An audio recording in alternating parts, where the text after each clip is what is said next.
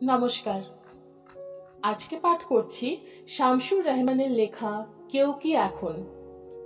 কবিতাটি আমি সুনীল গঙ্গোপাধ্যায় ও দীপক রায় সম্পাদিত এই শতাব্দীর প্রমের কবিতা এই সংকলনটি থেকে সংগ্রহ করেছি।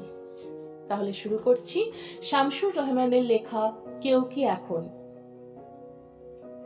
কেউ কি এখন এই অবেলায় আমার প্রতি বাড়িয়ে দেবে হাত? আমার স্মৃতির ঝোপে ঝাড়ে হরিণ কাঁদে অন্ধকারে, এখন আমার বুকের ভেতর শুকনো পাতা বিষের মতো রাত।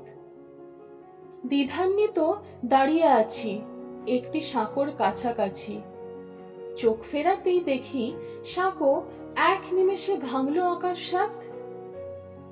গৃহে প্রবেশ করব সুখে, চৌকাঠে যায় কপাল ঠুকে, বাইরে থাকি নত মুখে, নেকড়েগুলো দেখায় তীক্ষ্ণ দাঁত।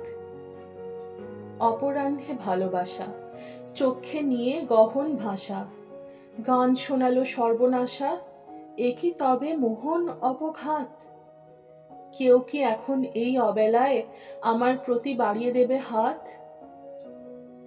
ধন্যবাদ।